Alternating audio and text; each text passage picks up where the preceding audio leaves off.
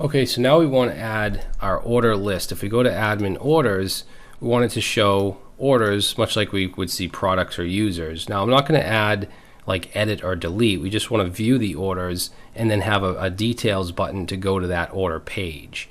All right, now the first thing we want to do is add our backend route to get all of the orders. So in controllers and then order controller, we already have get my orders. So I'm just going to copy this because it's pretty similar. And let's say get all orders. And the route is just going to be a get request to API/orders, and it's going to be admin. And we'll call this get orders. And then just from this find right here, we're just going to remove this condition where we're looking for the user orders.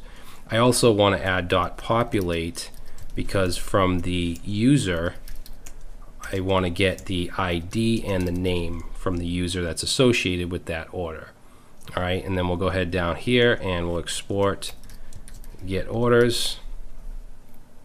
And then let's go to the routes. So order routes. We want to bring in get orders. We also want to bring in the admin middleware. And then on the slash here, let's add, say for a get request, we want this to be protected, admin, and then call get orders.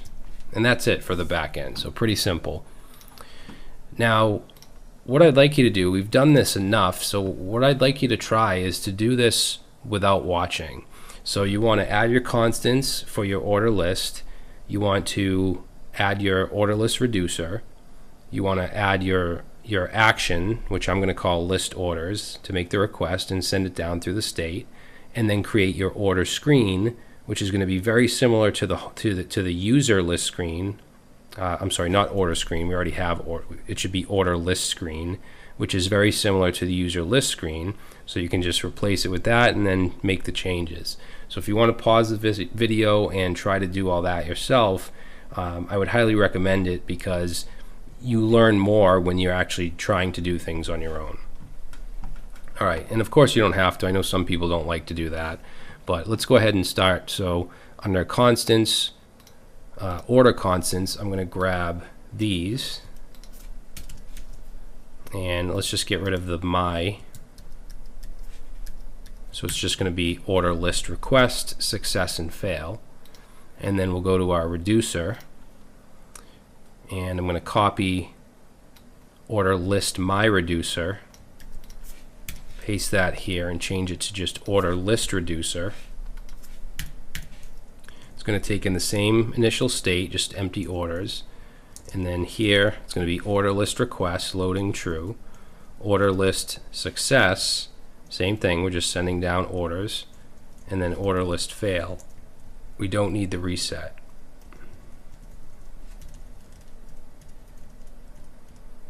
Okay, and then we want to make sure we bring these in.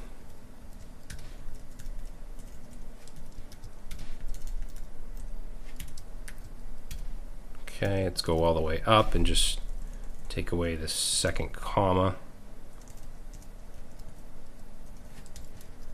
All right, so that's the reducer. Now we need to add that reducer to our store.js. So right here, let's copy that down, and this will be order list reducer. And then, let's see, right here, order list reducer. So that's added to our state. Now for the action, so let's go to actions and order actions. I'm going to grab this last one, list my orders, and copy it and paste it. And let's change it to list orders. Change this to list request. Get our user info, get our token, and then make a request to just /API/orders. All right, and then we have our success. So this will be just list success and then list fail. And we'll bring these in.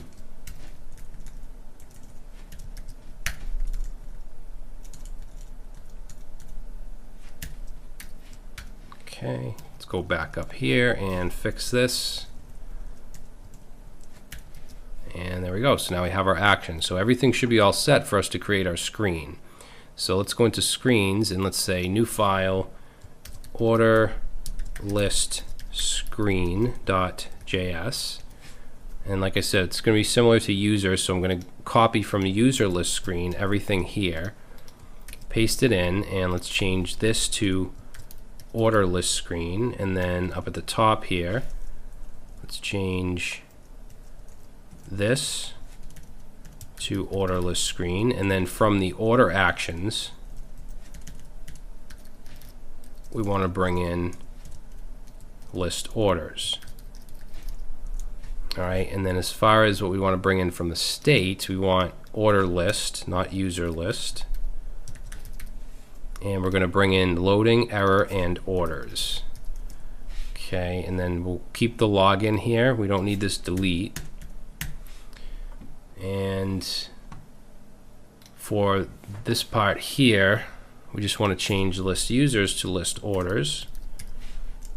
And we don't need success delete. We can get rid of that in the dependencies.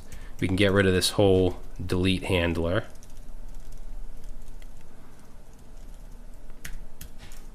And let's add or change this to orders. And then down here in the table, we're going to want some different data. So we have ID, then we have user, and then I want to get the date. And then let's do the total price.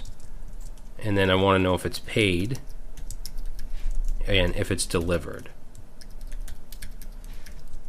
All right, so down here, we're going to map through the orders that are brought down through the state and say for each order. And let's change this and this to order. So we have the order ID, then we have the user. So we should be able to do this. We should be able to say if the order.user exists, then show the order.username. Okay, then we have the date is the next one. So let's get rid of that. And for the date, I'm just going to do, and this is created at. So order.created at, and then let's add on to that substring, and we want the first 10. Okay, so that'll give us the date.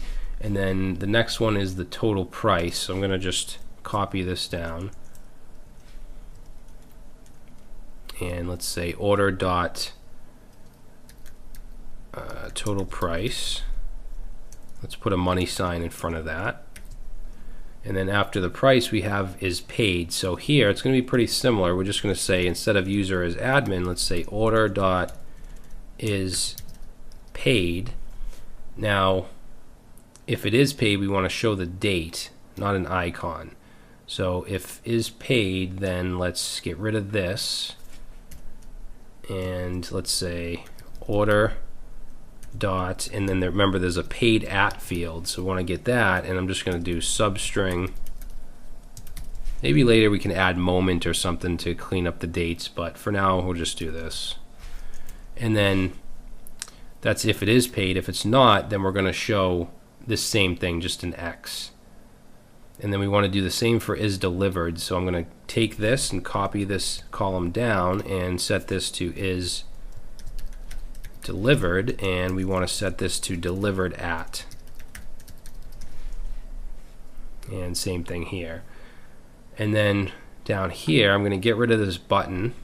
That's the button with the delete handler. And for link container, we're going to have this go to /admin/order/order ID, and that's it. We're not edit, just order ID. And then for button here, we're just going to have it say details. That. All right, so let's save, see if we have any warnings or anything. Nope. And now we'll go over here to, actually we need to add it to app.js. So let's go to app.js, and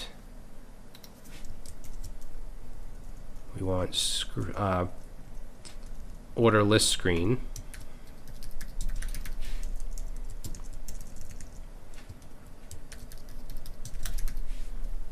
And let's copy down this product list and move it down and just change this to order list.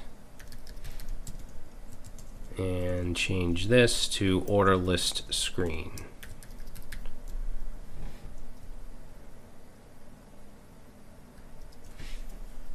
All right. Okay, so let's go back here and let's go to orders, and we don't have any orders because remember we did an order earlier to test the payment and stuff, but if you remember after that I wiped the database, so that will get rid of any orders. So let's go ahead and let's actually log out as admin, and let's log in as Jane or whatever users you have. Oops, what am I doing? And we'll go ahead and just add some stuff to our cart. Oh, that's out of stock. Okay, so we have our cart. Let's proceed to checkout. It still has the shipping address saved. If you want, you can reset that when you log out. Maybe we can do that later. I do plan on at the end, after seeing like some Q&As and stuff or some suggestions, to maybe change or add some things.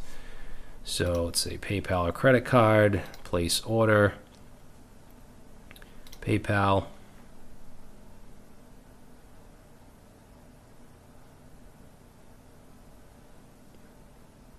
Should connect to your sandbox.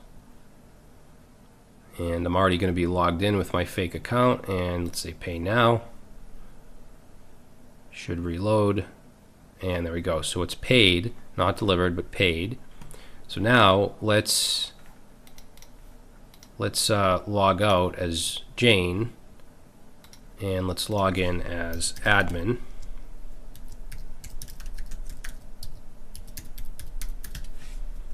So now I'll go to orders, and there's the order. So you can see that it's been paid.